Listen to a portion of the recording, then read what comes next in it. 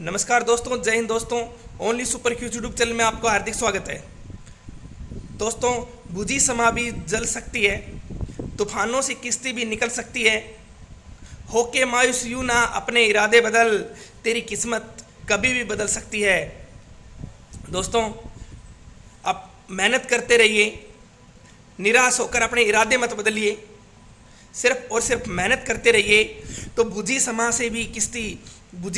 भी जल सकती है, तूफानों से भी किश्ती निकल सकती है। होके मायूस यूं ना, अपने इरादे बदल, तेरी किस्मत कभी भी बदल सकती है। तो आपकी किस्मत ज़रूर बदलेगी, वो भी सिर्फ मेहनत के दम पर। अपने इरादे मत बदलिए, पढ़ते रहिए, बस मेहनत करते रहिए, किस्मत ज़रूर बदलेगी। तो दोस्तों, आज हमारी क्लास इंपॉर्टेंट है क्योंकि इसमें हमारा एक फिजिक्स का चैप्टर डायमेंशन यानी कि विमाएँ, आज उसमें से क्वेश्चन आता ही आता है। और हमारी जो नेक्स्ट आप देख रहे हैं क्लास से सारी इंपॉर्टेंट है।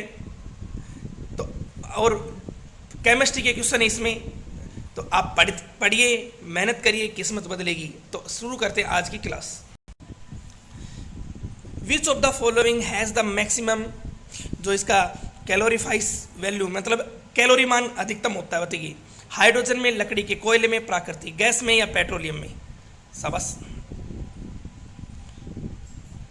जैसे जलेंगे तो हीट आएगी, किसी को जलाने पे ऊर्जा या हीट निकलेगी, उसका अमाउंट स्टोरेज होता है। तो इनमें से किस में होगा, बताइए राइट आंसर।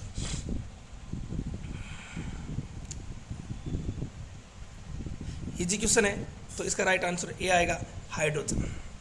नेक्स्ट देखिए, किसी भी ईंधन प्रदर्शन में विरोधी दस्तक के गुण है। Anti knocking properties of any fuel, बताइए। गोल्ड नंबर, प्राकृतिक संख्या, अष्टक संख्या या मैक नंबर।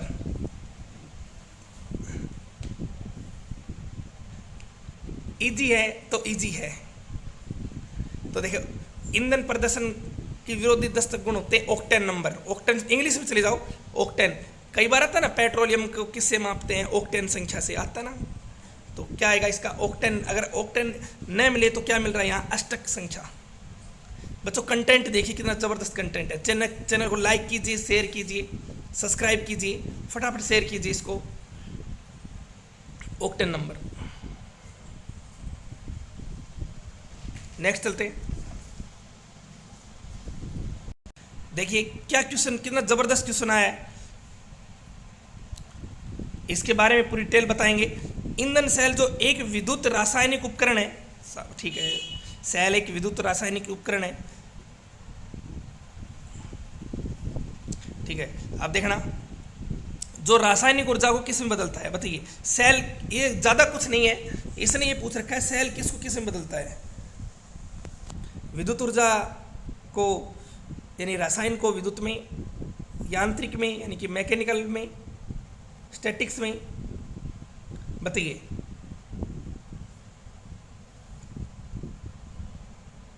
या फ्रैक्शनल यानी कि घर्षण में, क्या आएगा। ज़्यादा दिमाग नहीं लगाना, इजी है। क्या आएगा बताइए सबस। इसका राइट आंसर आएगा, जो सेल है और केमिकल एनर्जी को किस में बदलता है, इलेक्ट्रिक एनर्जी में। राइट आंसर ए आएगा बच्चों। देखिए आप, अब देखिए, मैं तो आपको पता है कि पूरी टेबल ही ठल आया, ये आप टेबल पढ़ता रहो। सेल रासायनिक क्या में बदले तो विद्युत में। अब देखो, विद्युत मोटर देखो, इलेक्ट्रिक को विद्युत हीटर दे रखा है, मोटर नहीं। देखो बच्चों, हम पढ़ने में गलती कर देते हैं, ठीक है, इसमें गलती नहीं करनी। इसमें दे दिया विद्युत हीटर। हीटर किसको किस में बदलता है, ध्यान रखना, उसमें होता है हीट, इस उष्मा को हीट बोलते हैं। हीटर देखो, आप ध्यान से देख लीजिए, जिसको नहीं दिख रहा वो सुन लीजिए, ठीक है। हीटर किसको किस में बदलेगा, विद्युत ऊर्जा को उष्मा ऊर्जा में, इलेक्ट्रिक एनर्जी को जो हीट एनर्जी होती है ना उसमें। लाउड स्पीकर होते ना, लाउड स्पीकर लिया भाई, लाउड स्पीकर लगा लिया, डांस डूंस करना है, स्पीकर लिया, तो हम स्पीकर के तार किस में लगाएंगे, इस विद्युत में, और हमें क्या सुनाई देगी, ध्वनि। तो लाउड स्पीकर किसको किस में बदलते हैं, विद्युत ऊर्जा को साउंड एनर्जी में। देखते रहिए, बिल्कुल इजी है, इससे इजी क्या लोगे। पूरा मैं आपका रिवीजन भी करा दूंगा, एक क्वेश्चन पे देखो पूरा रिवीजन हो रहा है। डायनेमो यांत्रिक को विद्युत में, मैकेनिकल को इलेक्ट्रिक में। जनरेटर, ठीक है, कार की बैटरी, पढ़ते रहिए, कार की बैटरी।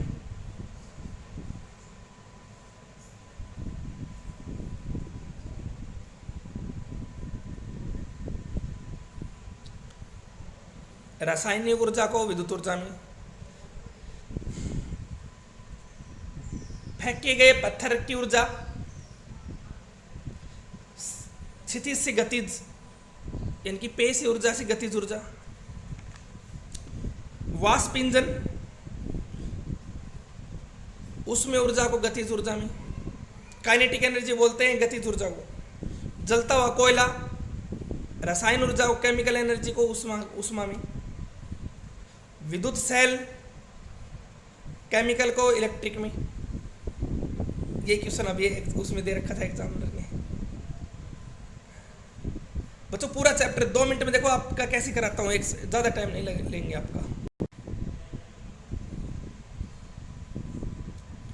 विद्युत अपघटन, विद्युत को रासायनिक में। बिजली का चूल्हा होता है ना, चूल्हा ले भाई, आता है ना चूल्हा बिजली का, आजकल तो इसी का ही चल रहा है, बिजली का ही चल रहा है। तो हम उसको लाइट में लगाएंगे तो उसको हीट देगा, तो चाय बन जाएगी, दूध गर्म हो जाएगा, खाना बना लेते हैं। विद्युत बल्ब, विद्युत ऊर्जा को प्रकाश या उष्मा में। आप तो देखते रहिए। पंखा, कमेंट में आंसर दीजिए, पंखे की खोज किसने की? कमेंट में आपको आंसर देना है, पंखे की खोज किसने की?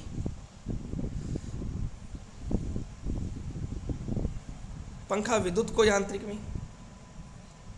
टरबाइन, टरबाइन होते हैं यांत्रिक ऊर्जा को विद्युत में। पवन चक्की, पवन चक्कियों का देश, कमेंट में आंसर दीजिए, पवन चक्कियों का देश किसे कहते हैं?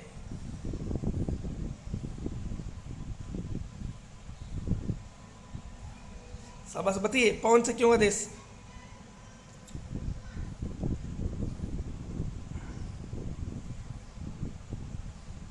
डेनमार्क, ठीक है, डेनमार्क इज राइट आंसर।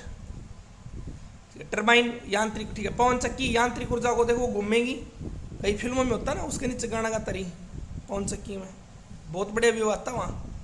कभी जाना पवन चक्कियों के पास, तो वो उसके नीचे नौकरी ला के जाऊँगा। नौकरी ला के बेटा कितने नहीं जा पाओगा, पहले जाओ नौकरी ला के सिर्फ पैसा आएगा, यूज नहीं कर पाओगा ढंग से,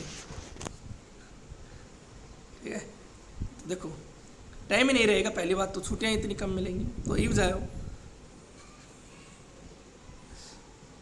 तो ईव जाओ जी, कैसे अब पैसे नहीं, जब पैसे आएंगे तो टाइम नहीं है। ऐसे ही होता है, यही होता है, जो चीज़ नहीं होती जब उसकी ज़रूरत नहीं होती, जब होती है तो उसकी ज़रूरत खत्म हो जाती है। चलो देखो, पवन चक्की हो गया। विद्युत चुंबक, विद्युत ऊर्जा को चुंबकीय ऊर्जा में, मैग्नेटिक में। परमाणु बम, बहुत से नए आए हैं, देख लो। परमाणु बम, रासायनिक ऊर्जा को नाभिकीय ऊर्जा में, न्यूक्लियस में।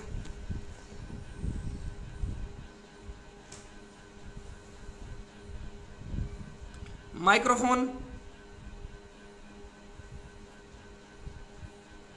विद्युत को ध्वनि में। माइक्रोफोन, माइक, अब माइक याद रखना, माइक्रोफोन का मतलब माइक होता है।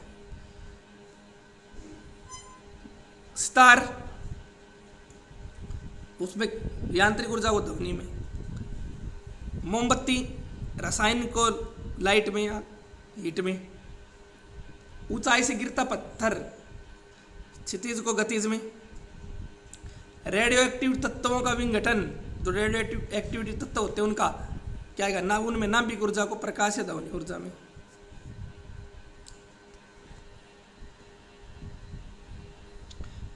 घंटी, घंटी और बजाने की। टेलीफोन, विद्युत ऊर्जा को ध्वनि ऊर्जा में। फिर देख लो, स्क्रीनशॉट ले लो, आराम से ले लो, ऐसे ले लो स्क्रीनशॉट।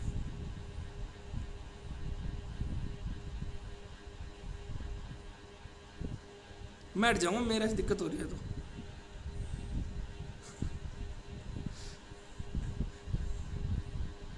हो गया, अब यहां तक ले लो।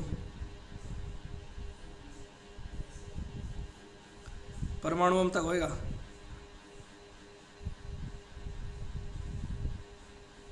यहाँ तक ले लो, होएगा। और अब मेरी तरफ से स्पेशल आप इसमें ऐड करो,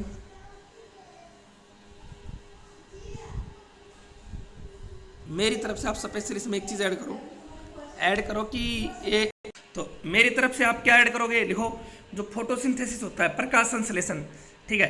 प्रकाश संश्लेषण किसको किस में बदलता है, तो बच्चों प्रकाश संश्लेषण बदलता है सौर ऊर्जा को, ठीक है, सनलाइट आती है ना उसको केमिकल एनर्जी में। मेरी तरफ से ऐड करो ये जो इसमें नहीं है,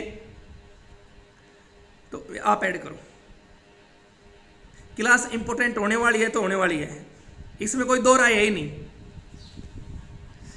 देखो तान तो वो पढ़ा विटामिन ए का रासायनिक नाम जी रेटिनोल, ऐसे क्वेश्चन पढ़ाओ है ना, ऐसे ना, जिनमें हमें डाउट है वो पढ़ाएंगे हम, फालतू है ही नहीं।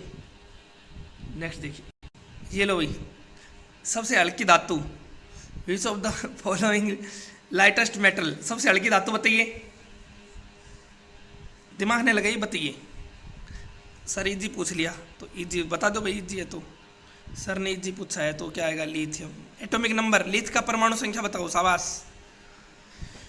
और आधुनिक पीरियोडिक अष्टक नियम किसने दिया, ऑक्टिव लॉ, आवर्त सारणी में ऑक्टिव लॉ किसने दिया, कमेंट में आंसर दीजिए।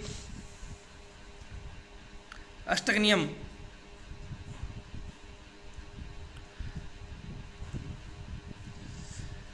देखो इसकी एटॉमिक संख्या होती है 3, सबसे हल्की लिथियम। एक होता पेसमेकर, सुना होगा, पेसमेकर की खोज की थी जॉन हॉब्स ने। एक होता आर्टिफिशियल पेसमेकर, एक तो हमारे शरीर के अंदर भी होता है हृदय को धड़कन को प्रारंभ करने वाला, एक होता आर्टिफिशियल पेसमेकर, उसकी खोज की थी जॉन हॉब्स ने। और मैं आपको बता दूं पेसमेकर में कौन सी धातु का प्रयोग किया जाता है, जी लिथियम धातु का प्रयोग किया जाता है। पेसमेकर में कौन सी मेटल का प्रयोग किया जाता है, तो पेसमेकर में लिथियम का प्रयोग किया जाता है, ध्यान रखना, ठीक है। पेसमेकर किस सिद्धांत पे काम करता है, एसी या डीसी, भाई याद कर लो। एसी में क्या होगा, करंट लगेगा, झटका लगेगा। डीसी में क्या होगा, डीसी में स्टोर हो जाएगा, मतलब वहीं रुक जाता है। तो अपनी धड़कन क्या करती है, ऐसे ऐसे ऐसे ऐसे ना, तो क्या आएगा, एसी आएगा। तो पेसमेकर एसी पे। अब इन्वर्टर में कौन क्या होता है बताओ, एसी धारा होती है, यानी कि अल्टरनेटिव करंट होता है, या फिर इन्वर्टर में अल्टरनेटिव होता है या फिर डायरेक्ट करंट होता है, एसी होता है या डीसी होता है, प्रत्यावर्ती या दिष्ट धारा।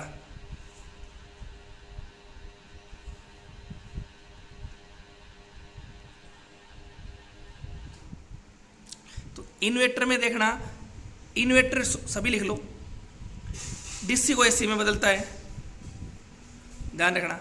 3 बातें बोल रहा हूं फिलहाल तो। डीसी को एसी में कौन बदलेगा, इन्वर्टर। एसी को डीसी में कौन बदलेगा बताओ, ट्रांसफार्मर बदलेगा या बताओ, या तुम बता दो।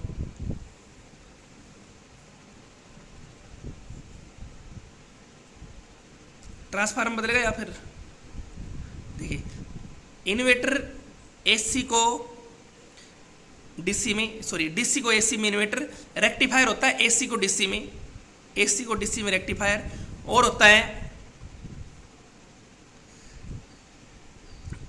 इन्वर्टर, सॉरी ट्रांसफार्मर, उसमें वो उसको ये चेंज नहीं करता, ठीक है। वो क्या करता है उसमें, वैसे तो एसी होती है, वो वोल्टेज को कम बत्ती करता है, ध्यान रखना। ट्रांसफार्मर क्या करता है, वोल्टेज को कम बत्ती करता है, ट्रांसफार्मर वोल्टेज को कम बत्ती करेगा। इन्वर्टर डीसी को एसी में, रेक्टिफायर एसी को डीसी में बदलेगा, ठीक है। तो जो पेस मेकर होता है ना आर्टिफिशियल, उसमें कौन सी धातु का प्रयोग किया जाता है, तो लिथियम। देखो बहुत ज्यादा क्वेश्चन बता दिए मैंने, क्लास जबरदस्त है, जबरदस्त कंटेंट मिलेगा आपको अभी। नेक्स्ट देखिए, ये बताओ, एक और आ गया, सबसे हल्का तत्व,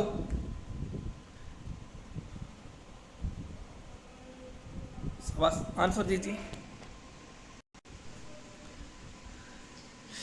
which of the following lightest metal, सबसे हल्का तत्व बताइए। हाइड्रोजन, लिथियम, पारा, प्लेटिनम। और मैं आपको बता दूं, यह एक मेटल है प्लेटिनम, किसी का कहीं ना कहीं भाई मेरे बाबा तो छल्ला डलवा रखी, हार्ट में जो छल्ले डलते हैं वो प्लेटिनम धातु के होते हैं, ठीक है। तो किस मेटल के होते हैं? वो प्लेटिनम के होते हैं, ध्यान रखना। तो सबसे हल्का तत्व बताइए। और मैंने अभी लास्ट क्लास में कराया था सबसे छोटा तत्व कौन सा होता है? अणु होता है या परमाणु होता है? बताओ, बस इतना बताना है। सबसे छोटा कम यौगिक कौन सा होता है? अणु होता है, परमाणु होता है? फिर से सुन लो, सबसे छोटा मॉलिक्यूल पूछे तो अणु या परमाणु? ऑप्शन में दोनों है। सबसे छोटा एलिमेंट पूछे तो सुनो सुनो, सबसे छोटा एलिमेंट पूछे तो अणु या परमाणु? ऑप्शन दो ही है। सबसे छोटा कंपाउंड पूछे तो अणु या परमाणु? लास्ट की क्लास में बताया था, गलत मत करना, ठीक है। देखते हैं कितना ध्यान से पढ़ते हो आप, इसलिए तो मैं लास्ट क्लास की क्वेश्चन पूछता हूँ। नोट्स बनाते रहना बच्चों। देखो एक तो आप नू देख रहे हैं क्लास में, बस नू ही, हाँ बढ़िया पढ़ा रहे। और एक मैं बोलूँगा उतार रहे हो आप, तो हमें पढ़ना है, पता है हमें पढ़ना है, इस चीज़ की ज़रूरत है। फिर हम उस टाइम वही लगना, हम देख रहे हैं क्लास को, अरे आप नोट्स बना लो। जितना लिखोगे उतना ही निखरोगे। इंसान लिखने से निखरता है, लिखने से लगती है मेहनत, और मेहनती आदमी हमेशा निखरता है। देखने से क्या होता है? वो हो देख लियो बस, ठीक है, सही पढ़ा इसे। नू देखने से नू याद हो है ना 1 सेकंड में, तो आपा तो बहुत बड़ा विद्वान बन जाओ, रॉबर्ट फिल्म वाला चिट्टी बन जाओ। तो इसका राइट आंसर क्या आएगा? इसका आएगा सबसे हल्का तत्व आएगा हाइड्रोजन आएगा। निम्नलिखित में से कौन सा तत्व का सबसे मौलिक गुण है? Fundamental properties of the elements, बताइए इनमें से कौन सा है? एलिमेंट की फंडामेंटल प्रॉपर्टीज बताइए। एटॉमिक नंबर, एटॉमिक घनत्व डेंसिटी, एटॉमिक वेट और एटॉमिक भार। इजी क्वेश्चन है, घना इजी है। अब जी आप आपने लगा मानना लगे, आपको भी लगेगा, आप मेहनत कर रहे हो तो लगेगा। इसका राइट आंसर क्या आएगा? इसका एटॉमिक संख्या। किसी भी तत्व का सबसे मौलिक गुण क्या होता है? उसका परमाणु संख्या होती है, ठीक है। अष्टक नियम किसने दिया? मैंने पूछा था अष्टक नियम। तो आपका एग्जाम है तो आप पीरियोडिक टेबल देख के जाना, आवर्त सारणी जरूर पढ़ के जाना, इसमें से क्वेश्चन रखा मिलेगा आपको। और मैं तो इसमें ऐड करवा ही रहा हूँ, मैं ये सारी एग्जाम लैंग्वेज है बच्चों। तो इसका राइट आंसर क्या आएगा? इसका राइट आंसर सी आएगा, ठीक है। नेक्स्ट देखिए आप, जो आधुनिक आवर्त सारणी थी ना, हेनरी मोजले ने दी थी, वो किस पर आधारित थी? वो परमाणु संख्या पर आधारित थी। माइंड में शायद डाल लेना ये क्वेश्चन। जो आधुनिक आवर्त सारणी, ये क्वेश्चन आता है कि मॉडर्न पीरियोडिक टेबल किस पर आधारित थी? तो किस पर आधारित थी? वो एटॉमिक नंबर पर, और जो पुरानी थी वो एटॉमिक वेट पर या एटॉमिक मास पर।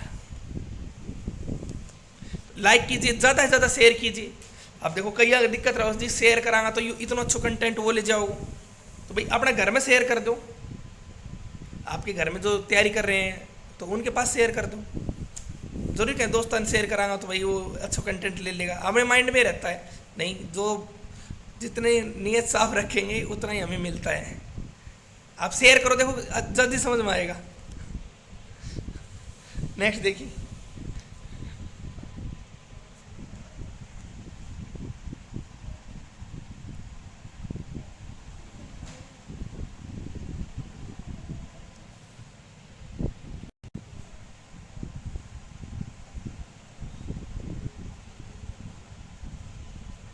हो गया ना? ये देखो सल्फाइड एस्को की एकाग्र प्रतिक्रिया है भाई, बताइए एकाग्र प्रतिक्रिया है, बताओ शाबाश। गुरुत्वीय पृथक्करण, सेपरेशन प्रोसीजर होता है, बताइए चुंबकीय पृथक्करण या झाग परिवर्तक प्रक्रिया। सल्फाइडों का क्या आएगा? इसका झाग परिवर्तक प्रक्रिया। नेक्स्ट देखिए, 22 कैरेट गोल्ड की ज्वेलरी खरीदते हैं तो इसका मतलब आपने कितने % शुद्ध सोना मिली? बताइए। आपने 22 कैरेट ये देखो कितना अच्छा लैंग्वेज, एग्जाम लैंग्वेज क्वेश्चन है, न मेरा बनाया हुआ न आपका, ये एग्जामिनरों ने पूछा था अपने दिमाग से, और वो उन्हीं का दिमाग हम पढ़ रहे हैं कैसे क्या आते हैं क्वेश्चन। तो जो 22 कैरेट गोल्ड होता है, देखो जो 24 कैरेट होता है वो क्या होता है, वो प्राइमरी सोना होता है, उसको प्राइमरी गोल्ड कहते हैं।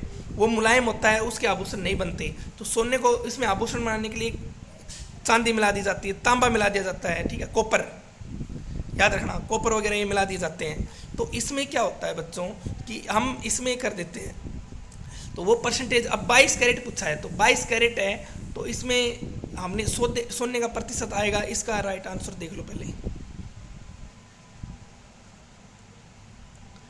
91.67% आएगा, या ये बैठा लेंगे, ये क्वेश्चन एग्जाम लैंग्वेज है, ठीक है। अब देखना होता क्या है, मैं ये पूछ, होता क्या है, अब आपके पास सोने की चैन है, आजकल तो वो चैन बनाते हैं बस, बड़े शहरों में ऐसी चैन, देखो ये जो आजकल ये चैन लेके यहाँ लोकल शहरों में घूम सकते हैं ऐसे, जो इतनी बड़ी बड़ी चैन पहन के घूमते ना।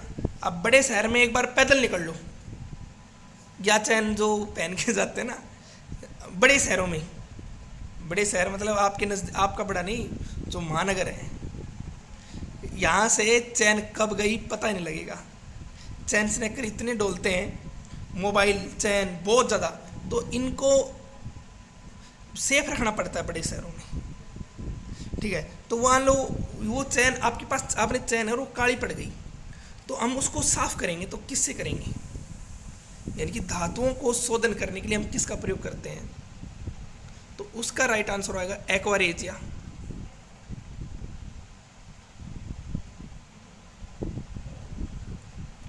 इसको हिंदी में बोलते हैं अमलराज, ठीक है। इसमें क्या होता है कि 3H2O HCl, सॉरी 3HCl, 3 तो हाइड्रोक्लोरिक अम्ल होते हैं, एक HNO3 होता है, HNO3 लिख सकते हो आप। एक्वारेजिया में किस एग्जाम में क्वेश्चन देखो क्या आएगा, अगर आप हाँ भी भरोगे, हाँ जी नहीं आया है कि एक्वारेजिया में क्वेश्चन आता है, एक्वारेजिया में HCl और नाइट्रिक अम्ल का अनुपात बताओ, तो HCl देखो HCl 3, तो 3:1, ठीक है। एक बात और माइंड में बैठा लियो, ठीक है, सोने को छोड़कर सारी धातुएं गल जाती हैं इसमें। एक्वारेजिया में कौन सी धातु नहीं गलती, तो लोहे को छोड़कर इसमें सारी धातुएं गल जाती हैं, है ना जानदार क्वेश्चन। तो लाइक करो बच्चों, लाइक करो। अभी तो आज तो अब मैंने बताया था डायमेंशन पढ़ाने, क्वेश्चन आता है डायमेंशन में से विमाएं, आप 2 मिनट में निकालना सिखा दूंगा। देखो ये देखो, आइसोटोप क्या होते हैं, समस्थानिक बोल देते ना, आइसोटोप क्या होते हैं बताओ। देखिए आइसोटोप क्या होते हैं, देखो जिसमें परमाणु प्रोटॉनों की संख्या समान हो और न्यूट्रॉनों की संख्या भिन्न हो, वो क्या कहलाते हैं, वो आइसोटोप कहलाते हैं। ये आता है क्वेश्चन, आइसोटोप क्या होते हैं, प्रोटॉनों की संख्या समान, न्यूट्रॉनों की संख्या भिन्न, तो क्या कहलाएगा बच्चों, आइसोटोप कहलाएगा।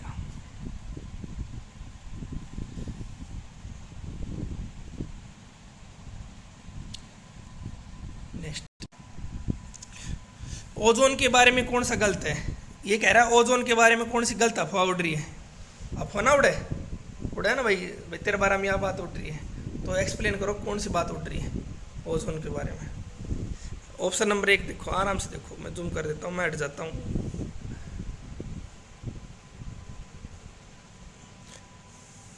यह ऊपरी सतह फिल्टर में पाया जाता है, जो संभावित रूप से पराबैंगनी किरणों को पृथ्वी से जो आती है उनको नुकसान पहुंचाता है, मतलब पराबैंगनी जो किरणें आती है पृथ्वी को नुकसान पहुंचाते हैं, उसको रोकता है ओजोन लेयर, सही है। दूसरा देखो, यह ऑक्सीजन की तुलना में हल्का है, यही कारण है कि जो वायुमंडल में पाया जाता है। यह ऑक्सीजन का एक एलोट्रोप है, या ये सभी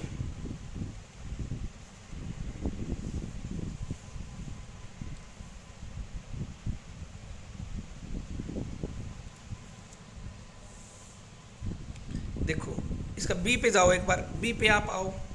बी क्या कह रहा है इसका, देखो देखो O3 इसका सूत्र होता है, ध्यान रखना, ये क्यों सुनाया था। ओजोन में गैस के अणु बताओ 3, नहीं ओजोन में 3 हो गए ना, O3। और ऑक्सीजन का क्या O2। तो हल्का कौन मिलेगा, ऑक्सीजन मिलेगा या ये मिलेगा। तो इसका गलत क्या है, बी है। नेक्स्ट देखिए, लो भाई बताओ ऐसे क्वेश्चन आते हैं ना, ये डायमेंशन के क्वेश्चन है, ठीक है। दाब का ml-1 t-2, संवेग आवेग का, ये देखो ये भी आता है संवेग mlt-1, पृष्ठ तनाव का, सरफेस टेंशन का mlt-2, रिफ्लेक्टिव इंडेक्स का, आपेक्षिक घनत्व का mlt, ये देखो। तो इनसे आपको घबराना नहीं। तो देखो इधर मैं आपको ये निकालने सिखाता हूँ कैसे। आप पेन कॉपी लेके बैठ जाइए, एक एक अक्षर निकालेंगे। नहीं समझ में आओ तो बताता ना, आएगा समझ में ज़रूर आएगा, मैं बोल रहा हूँ तो ठीक है। फिर आप खुद निकाल लोगे, 3-4 की प्रैक्टिस करेंगे ना, फिर आप खुद कर लोगे जी ये तो आ गया समझ में। तो देखो डायमेंशन कैसे निकालते हैं, लिखो भाई। जब डायमेंशन निकालना है तो, सही बच्चे लिखो, जब डायमेंशन निकालना है तो मास को कैपिटल M से लिखेंगे। लाइन नंबर 1 लिखो, मास को हम कैपिटल M से लिखेंगे। मुझे फॉलो करो, मैं आपको फॉलो करूँगा। ऐसा आता ना, मुझे फॉलो करो मैं आपको फॉलो करूँगा, ऐसा कुछ नहीं है। मुझे फॉलो करो, ठीक है, लोग आपको फॉलो करेंगे, आप गवर्नमेंट जॉब लग जाओगे, सगाई वाले फॉलो करेंगे, ढूंढेंगे आपको कहाँ हो, ठीक है। आप देखो मुझे फॉलो करोगे तो आपके कितने दरवाजे खुल जाएंगे, है ना। तो देखो गांव वाले ढूंढेंगे, भाई उसका फलाने का लड़का लग गया, लड़की जॉब में लग गई, ठीक है, मार बुआ को छोरो लाग गो, मार मामा को छोरो, सब एलाइजर ऐसे बन जाएंगे। अब देखो डायमेंशन निकालने के लिए जहाँ मास दिखे, मास को हम क्या लिखेंगे, capital M। Line number 1, length को लिखेंगे कैपिटल L और टाइम को लिखेंगे कैपिटल T से। फिर सुन लो, मास को लिखेंगे L से, टाइम को लिखेंगे T से, मास को M से, टाइम को T से और लेंथ को लिखेंगे L से।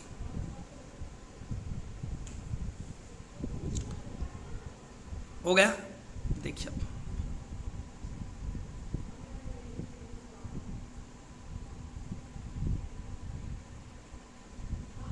दो तीन देख लोगा, सब कर दोगा। पॉइंट नंबर 2 है, जब भी लिखता रहो, जब भी कोई ऐसा यूनिट को का डायमेंशन निकालना हो, जब भी ऐसा यूनिट का डायमेंशन निकालना हो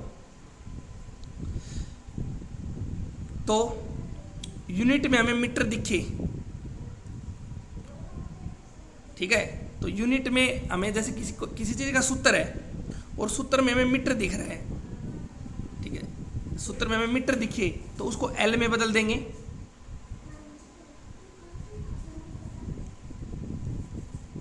केजी दिखे तो M में बदल देंगे और सेकंड दिखे तो T में बदल देंगे।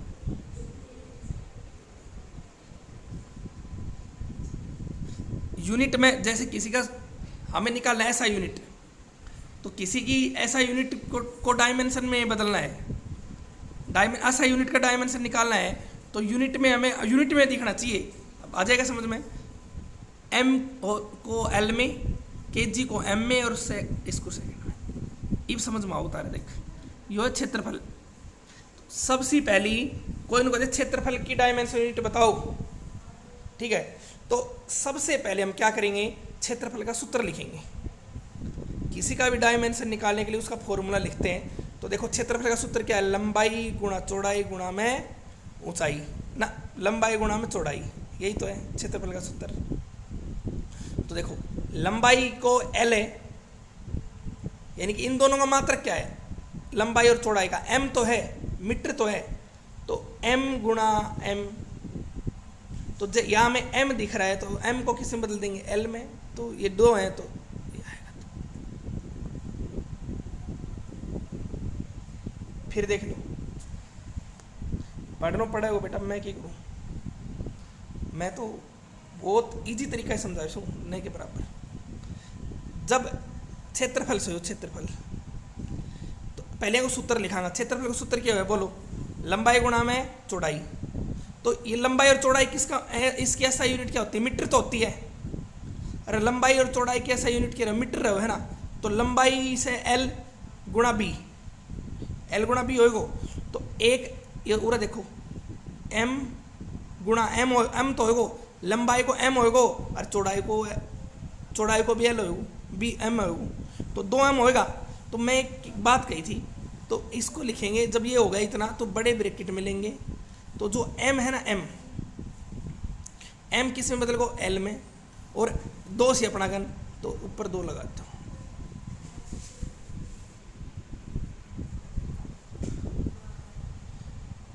नेक्स्ट देखो, तब निकाल दो, तो आप निकालो आयतन को। किसका निकालना, आयतन का निकालना है। तो सबसे पहले हमें वॉल्यूम का सूत्र पता होना चाहिए, क्या है, LBH है। तो लंबाई को मात्रक भी मीटर हुआ है, इन सारा को मात्रक क्या हो, मीटर। तो LBH तो 3m होगा, m गुणा m। तो m ने क्या में लिखना है, l में। और कितना इस 3 सी, तो m की 3, l की 3 बढ़ा गया। अगर समझ में आ रहे हो तो लाइक कीजिए, शेयर कीजिए, सब्सक्राइब कीजिए। जब भी समझ में नहीं आवे, मैं हमेशा फ़ोन नंबर दे रखा मेरा, तो आप पूछ सको। नेक्स्ट देखो, अब आपा निकालो घनत्व को, डेंसिटी को। अब देखो आपको डेंसिटी का घनत्व का निकालना है। तो घनत्व का सूत्र क्या होता है, मास बटे वॉल्यूम, यानी कि द्रव्यमान बटे आयतन। तो द्रव्यमान को हम लिखेंगे kg से, और आयतन का भी क्या होता है, m3। आयतन का सूत्र क्या होता है, अभी निकाला है ना, m3, आयतन का m3 होगा। तो kg बटे m3। तो kg को किससे लिखेंगे, ऊपर देखो kg को m से लिखते हैं, तो m। और m3 को क्या लिखते हैं, m को किससे लिखते हैं, m। तो क्या आएगा, देखो मैं कह रहा हूँ बहुत ईजी है वो, m बटे l3 है। तो अब देखो ml3 है, तो इसका बनेगा ml3। यो नीचे प्लस में, तो माइनस में आ जाओ ऊपर, ये आ जाएगा फॉर्मूला। अब देखो इसी तरीके से फटाफट स्क्रीनशॉट लेता रहो इनका, फ्रीक्वेंसी का, मोमेंट का, फोर्स का, सारा है ये देखो, सर्फ एक्सटेंशन का। लो भाई एग्जाम में आता है क्वेश्चन, फटाफट स्क्रीनशॉट ले लो, सारों का ही है बिल्कुल।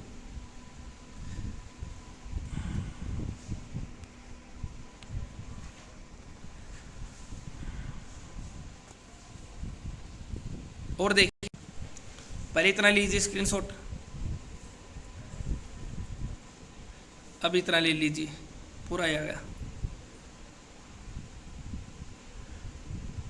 जब भी दिक्कत आ रही है तो मेरे को एक चीज़ और से, आराम से स्क्रीनशॉट लो पहले। लो भाई सारा वो तोड़, देखो क्षेत्रफल को लंबाई गुणा चौड़ाई, लंबाई को सूत्र कैसे हो रहा है, मीटर। तो देखो जहाँ m दिखे उठे क्या लेना है, l, और मीटर स्क्वायर से 2l होगा तो l2। देख लो, आयतन को देख लो रे, एक्सरेक्शन को देख लो, बल को देख लो,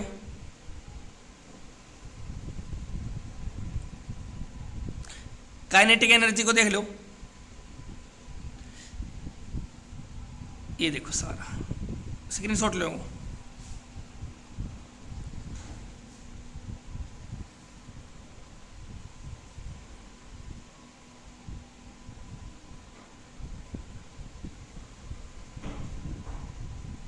इतना लो, ग्रेविटी वाला तक लो, बिल्कुल इजी है, सब कुछ निकालना जाओ। थोड़ा मैथ को दिमाग लगा लियो, मैथ वालों। और ले लो, ये और ले लो। देखो आप यो देखो घूर्णन त्रिज्या को देखो, देखो मैं तने एक तरीको और बताऊँ, यो देखो घूर्णन त्रिज्या को एगो सूत्र कैसे मीटर और जैसे एम दिखे उठा अपन के लेनो एल, तो एगो डायरेक्ट सीधो क्या होगा एल ही आओगे।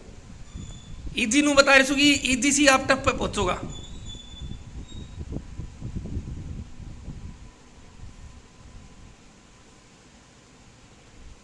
आप ले लो वेग काल, देखो यो वेग को मात्रा क्या है प्रति सेकंड है, तो सेकंड देखे तो ठीक है ना, तो समय है वो, तो टी आएगा, तो टी कैसे t-1। और देख लो ये तो इजी ही सारा इजी, आप आराम से देखो इसको। पहले तो इनका ले स्क्रीनशॉट,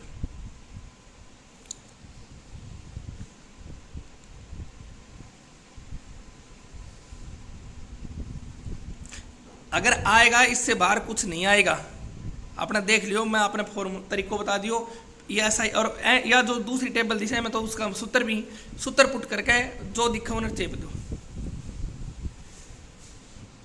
नेक्स्ट ये ऐसा ही मात्रक और देख लो आराम से, स्क्रीनशॉट ले लो इसका भी।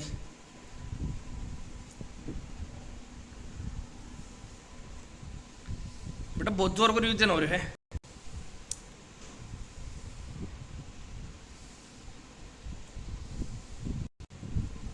देख लो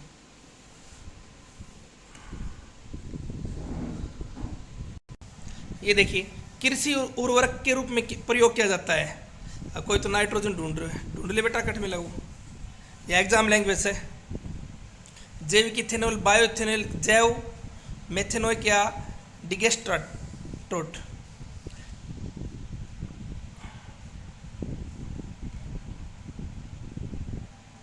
तो कृषि जैविक के रूप में देखो हम नाइट्रोजन का उपयोग करते हैं, पोटेशियम का, और उसको क्या बोलते हैं फास्फोरस का। नाइट्रोजन, फास्फोरस और पोटेशियम तीनों का उपयोग करते हैं। तो ये तीनों ही किस में मिलेंगे, मेन मुद्दा ये है। तो ये तीनों किस में मिलेंगे बच्चों, ये मिलेंगे डी में। समझ में आया, ये ऐसे आते हैं एग्जाम लैंग्वेज। जो इन तीनों में पाया जाएगा उसे क्या, जो इन तीनों में ये पाया जाएगा उसको क्या कहेंगे, डिगेस्ट्रोट कहते हैं। एम्फोटेरिस ऑक्साइड क्या होते हैं बताओ, एम्फोटेरिस ऑक्साइड क्या होते हैं।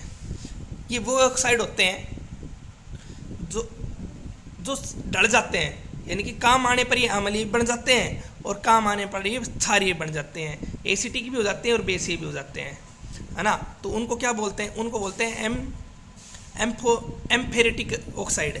तो इसका राइट आंसर क्या आएगा, एम्फोटेरिक ऑक्साइड क्या होते हैं, अम्लीय और बुनियादी ऑक्साइड होते हैं। तो इसका राइट आंसर क्या आएगा बच्चों, इसका राइट आंसर सी आएगा, दोनों, ठीक है ना। नेक्स्ट देखिए, अमीनो एसिड की पक्ष श्रृंखला होती है, बताओ अमीनो एसिड अम्लीय होते हैं, ये बेस होते हैं, नेचुरल होते हैं, ये सभी अमीनो एसिड के बारे में पढ़ रखा, अच्छे से पढ़ रखा है। कमेंट में बताना मानव शरीर में कितने मानव टोटल अमीनो एसिड कितने होते हैं बताओ, और मानव शरीर के अंदर कितने बनते हैं ऑलरेडी, ये और बताना। कितने हमें बाहर से मिलते हैं अमीनो एसिड, कितने हमें अंदर मिलते हैं। तो इसका राइट आंसर ये सभी आएगा। फिजी मिठाई से संबंधित गलत होती है। फिजी मिठाई खाई आपने, फिजी मिठाई खाई आपने, बहुत बार खाई है। फ्री की खाई से अब कहूँ ना, तो फिजी मिठाई के हुए खाई से पर ध्यान को नहीं। देखो ऐसी मिठाई, मुंह पानी मत लियो, ऐसी मिठाई जिसने खा के जीभ की हो जाए ठंडी हो जाए, उसको क्या कहेंगे, उसको फिजी मिठाई कहते हैं।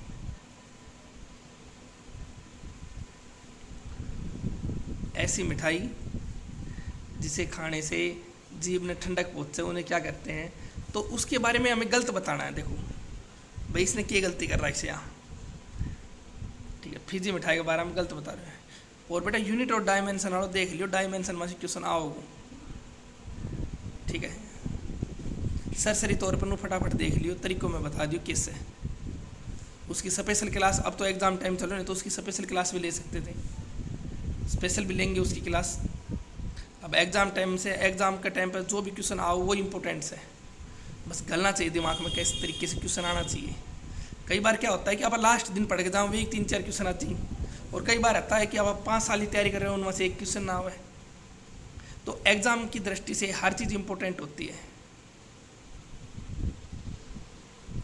ये देखो फिजी मिठाई के बारे में गलत क्या है, नंबर 2 देखो, ये ठंडी जीभ महसूस करती है, ये खाने को एंडोधर्मिक प्रक्रिया होती है, सही है, एंडोथर्मिक होती है, भोजन के चबाने के उपरांत उत्पन्न होती है, चबाने से उत्पन्न होती, ठीक है। जब हम कई बार भोजन को ज़्यादा चबा लेते हैं तो ठंडी चीज़ हो जाती है ना। तो इसका गलत क्या है इसके बारे में, ये सोडियम हाइड्रोजन एसिटिक होते नहीं, ये गलत है। तो फिजी मिठाई समझ गए, जिसको खाने से हमें ठंडक महसूस हो, उसे क्या कहते हैं, फिजी मिठाई। एग्जाम्पल हम देख लो, के खावा तो ठंडक मिले। संतुलन की अधिक मात्रा व्याख्या करती है, बताओ संतुलन की अधिक मात्रा, इसका राइट आंसर क्या आएगा। ये तो इजी है, और इजी पर टाइम वेस्ट कभी नहीं करना। उत्पाद को ए और बी आएगा इसका, ए और बी, डी आंसर आएगा इसका। ये बताओ जवारी आयन क्या होते हैं। देखिए मैं बताता हूँ, जवारी आयन वो होते हैं जो एक ही चीज़ हो उसमें या तो पॉजिटिव, एक में ही पॉजिटिव नेगेटिव दोनों चार्ज हो, उसे क्या कहेंगे, उसे जवारी आयन कहते हैं। ये क्रिस्टलीय होते हैं, ऑप्शन नंबर 1। ये पानी में घुलनशील होते हैं, सोल्युबल इन वाटर, ठीक है। ये उभयधर्मी होते हैं, या ऑल ऑफ देम, ये सभी होते हैं। तो इसका राइट आंसर क्या आएगा, इसका राइट आंसर डी आएगा, ये सभी।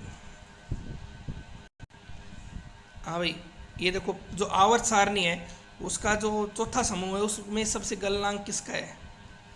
चौथे में क्या आता है, देखो सी आता है, ये पढ़ रखा है, कल पढ़ा था। सी आता है, ऐसा ही आता है, सिलिकॉन, जर्मेनियम आएगा चौथे में, आते ना चौथे में ग्रुप में। फिर एस एन आएगा, एस भी आएगा, हो गया। और इन्हीं और पी भी आएगा। इनमें से ये पूछा इसने कि सबसे कम गलनांक किसका होता है, तो सबसे कम गलनांक किसका होता है, एस एन का, टीन का होता है। माइंड में सेट कर लो क्वेश्चन। हरित रासायनिक विज्ञानकों के सिद्धांत खाली स्थानों के उपचारों को समाप्त करना शामिल होता है, बताओ। हरित रसायन वैज्ञानिकों के सिद्धांतों में जो हरित रासायन वैज्ञानिक होते हैं वो इनमें से कौन सी चीज़ ने समाप्त करने की कोशिश करी है। महंगी चीज़ें ने, कठिन चीज़ें ने, नुकसान पहुंचाने वाले को या आसान चीज़ों को, बताओ। शाबाश, ये है आंसर दो।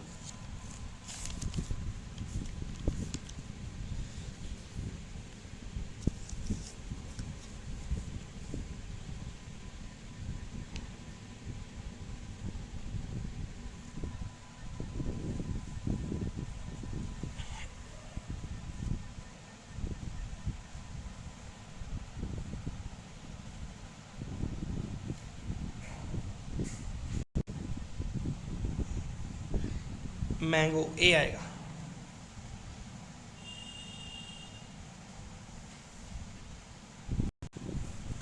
इलेक्ट्रोड में विलयन करने पर आयनीकरण, बताओ, इंक्रीज हो गया बढ़ेगी, बताइए। शाबाश।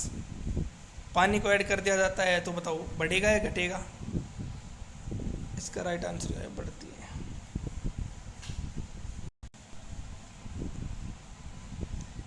कैल्शियम कार्बोनेट, समझ गया, चूना पत्थर का रासायनिक नाम। अब इजी है, पढ़ना तो पड़ेगा ही, इजी है तो क्या हुआ। देखो आज हमने बहुत ज़्यादा कंटेंट कर लिया, बहुत ज़्यादा। बच्चों चैनल को लाइक करो, शेयर करो, कम समय में ज़्यादा कंटेंट दे रहा हूँ। इतना तो आप खुद पर्सनल पढ़ते तब भी नहीं कर पाते इतना कंटेंट। और एग्जाम लैंग्वेज है, आप खुद तो एग्जाम लैंग्वेज तक पहुँचते नहीं हो, ओनली सुपर क्यूज आपको एग्जाम लैंग्वेज पढ़ाएगी।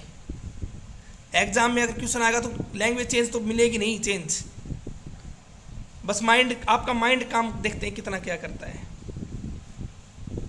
तो इसका राइट आंसर क्या आएगा, सी आएगा। तो आप देखिए बच्चों, ये ठीक है। बुझी समा भी जल सकती है, तूफानों से किश्ती भी निकल सकती है, होके मायूस यूं ना अपने इरादे बदल, तेरी किस्मत कभी भी बदल सकती है। तो बच्चों आप कभी मायूस मत होना, पढ़ते रहना, मेहनत करते रहना। किस्मत कब बदल जाए इसका कुछ नहीं पता। तो आपकी किस्मत भी बदलेगी, ज़रूर बदलेगी। और मेहनत करने वालों की किस्मत सबसे पहले बदलती है। बुझी समा भी जल सकती है, तूफानों से किश्ती भी निकल सकती है। होके मायूस यूं ना अपने इरादे बदल, तेरी किस्मत कभी भी बदल सकती है। तो ज़रूर बदलेगी किस्मत। मेहनत करने वालों की किस्मत पहले बदलती है। तो आप पढ़ते रहिए, मेहनत करते रहिए। तो और हमारा एक पेड ग्रुप है टेलीग्राम पे हमने चला रखा है, उसकी 100 रुपये फ़ीस है। और 100 रुपये फ़ीस भी आपको गौशाला में जाके पर्ची कटवा के उसकी फ़ोटो भेज के हमारे नंबर पर टेलीग्राम या व्हाट्सअप करना है। नंबर है 9671747892 8708158305, यानी कि 9671747892 870181 आप इन नंबरों पर हमें फ़ोटो खींच के किसी भी नियर बाई गौशाला की जाके पर्ची नू ना गौशाला जाके सेल्फी खींच के भेज दी।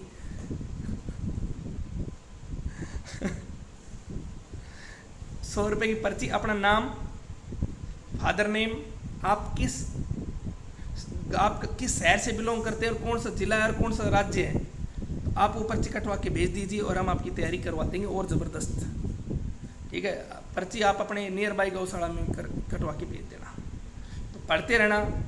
ठीक है, आज जो मैंने कराई इंपॉर्टेंट, इसका रिवीजन कर लेना, इससे बाहर नहीं आएगा। तो आप खुद कहते हो हाँ सर इससे बाहर तो आएगा ही नहीं, खुद कहोगे।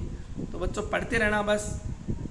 तो आप पढ़िए, ठीक है, आपकी भी किस्मत ज़रूर बदलेगी। जय हिंद दोस्तों, जय भारत दोस्तों।